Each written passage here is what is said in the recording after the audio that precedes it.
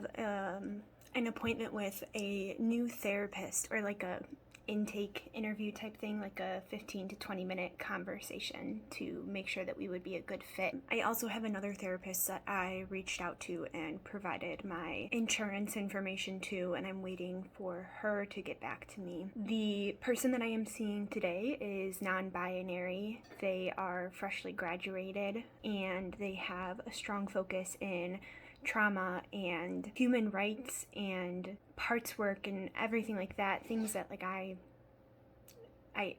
looking for in a new therapist. I haven't been having therapy twice a week. I've only been doing it once, and only with Rebecca, my like more autism based therapist. I haven't been doing trauma work, and I've been very much needing to get trauma help. Very, very, very much. So I was feeling okay enough on Tuesday, 2 days ago, to find some people within network and reach out and get the ball rolling with that. The other therapist is a woman, a little bit older, but she has experience and a degree in mediation and like legal forensic psychology and stuff like that. So I feel like she would be a really great resource for the lawsuit that I am currently in. So both people that I'm considering obviously have their benefits. There's a reason that I'm considering them. But I don't know. This will be, I've had two therapists. I've had Katie and I've had Rebecca. Katie was my original therapist I ever went to. She was my trauma therapist and knew everything. I'm looking to rehire for a trauma therapist, which means I'm going to have to go through everything again, which is beyond difficult, beyond painful to think about, but has to be done. I just really don't want to mess up and trust somebody and give them my everything, like put all of my trauma out on the table between us and have them abandon me again.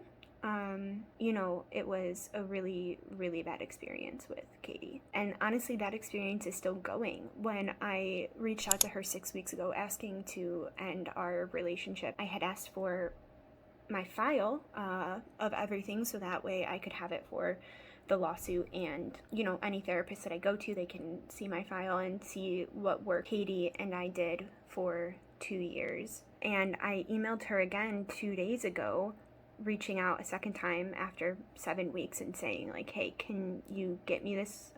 My lawsuit's officially filed, so I'll be needing it. She came back and said like, when do you need it by? I like to do these things in the order that people ask me, and I just got inundated with a bunch of back to school requests. And then she went into this big thing about how she doesn't want to testify, and like she wouldn't want to be a witness for me in my lawsuit. My prescribing healthcare provider that recommended the accommodations is worried about having to testify and is like trying to get me to like say that I won't.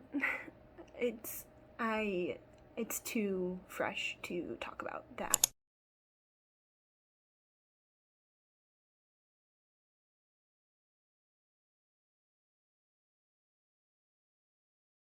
I asked Katie, my old therapist that like really let me down, when I canceled with her, I asked for her to send me my file, and she didn't. And it's been like 6 weeks, and I reached out and I said again like, can you please give me my file? And she emailed back and she was like, when do you need it by? I'm flooded with other things and I like to do things in the order that I receive them, which the order that you received it, I asked you 6 weeks ago, so I asked first, do mine first. But okay, it's like, that's literally not a big deal, it's whatever. But then she like sent all this stuff of like, I'm happy to hear that the lawsuit is filed, like, I'm not comfortable testifying in court. I know sometimes like therapists can be subpoenaed, but like, I don't want to do that. Like, is that something that you might need?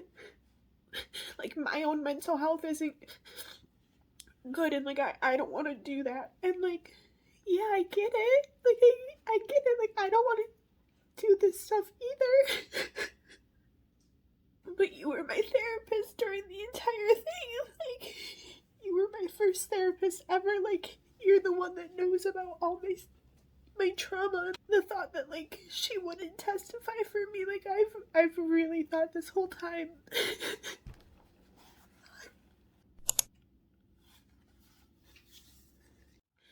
Like, I don't know if I'll need you, but, like, I might need you, and, like, if I need you, like, you're really, really, really important. It was just a hard email to receive. It's continuation of it's just really scary to think about, like, her not being willing to testify for me.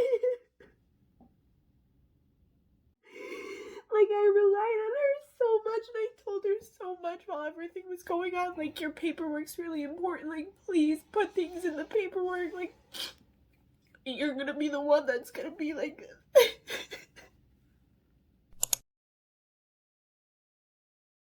But definitely, like, a big shock, slap in the face, terrifying thing. I broke down and sobbed like crazy when I read that message because it was just so out of left field and so unexpected. If you're subpoenaed, okay.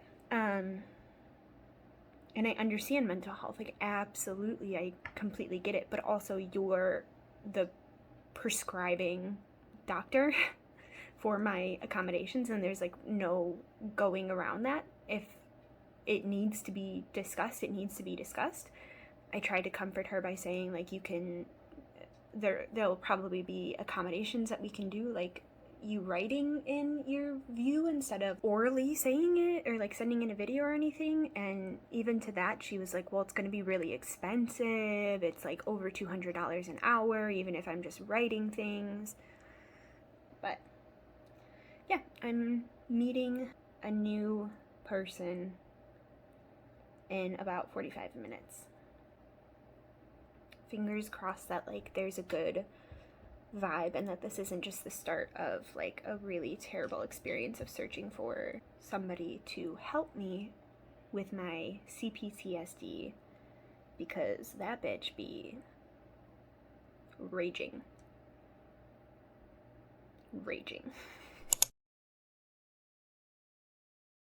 I liked them. They got me to cry already, which not hard to do. But no, I liked them, and they said that they want to work with me. I don't know if I didn't do the wrong thing. I don't know if I did something a little socially inappropriate by saying that there was somebody else that I had reached out to, and I was waiting on a consultation with them too before I, like, pulled the trigger on agreeing to work with them. I'm freshly coming out of, like, my meeting, and so I'm high masking. This is me very high masking. So we're gonna take a second to let my system feel safe. Denton was very nice. They were very calming in their own energy, but I also felt like I need to be very careful in, like, what I say, because they label themselves as queer and non-binary, and it's something that I'm obviously extremely accepting of, but it's also something that I don't have the most practice in verbally speaking about, and I already struggle verbally with mixing up words and stuff, and I was very concerned about coming off offensive by saying something offensive or just, like, you know, wrong. And so that was a little bit intimidating during the call, but also they liked me, and, you know, if I were to establish a relationship with them, I think that they would be understanding if there were any slip-ups, and they would know that I'm, like, not a nasty person,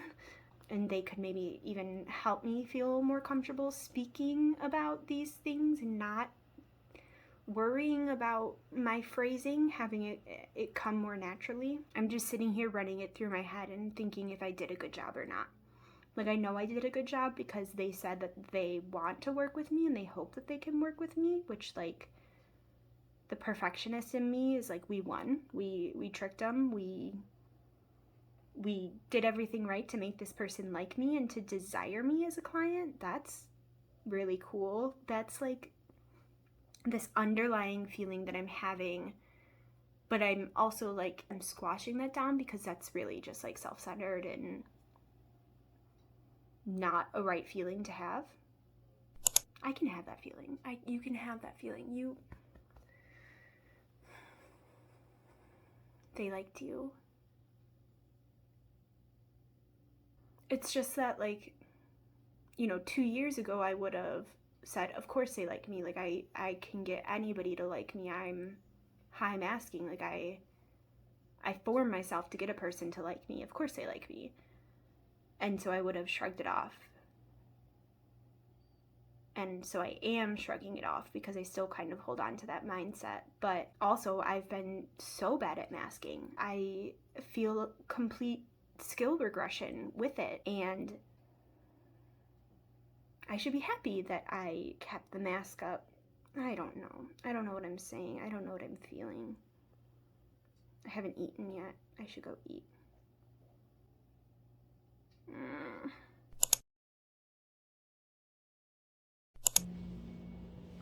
I'm sitting here literally just, oh God, I look crazy, just making lunch and just burst out in tears about my childhood abuse. And like, this is why I didn't want to have to go through this. And like, I didn't want a new therapist. I spent most of my life like disconnected from how fucked up it was. And then, you start talking about it again. And it's just right there so quickly. I guess it just means it's not healed. And that's what we're trying to do. I just don't know if I'm up for this. On top of everything else. Like, maybe it'll be really healing to do the lawsuit alongside the therapy, since they're so related and like I'm so triggered. Or maybe it'll just be too fucking much. And it's really scary not knowing which one it's gonna be. I forgot to mention I was listening to Hoser, so that also adds into the crying. We have to factor that in.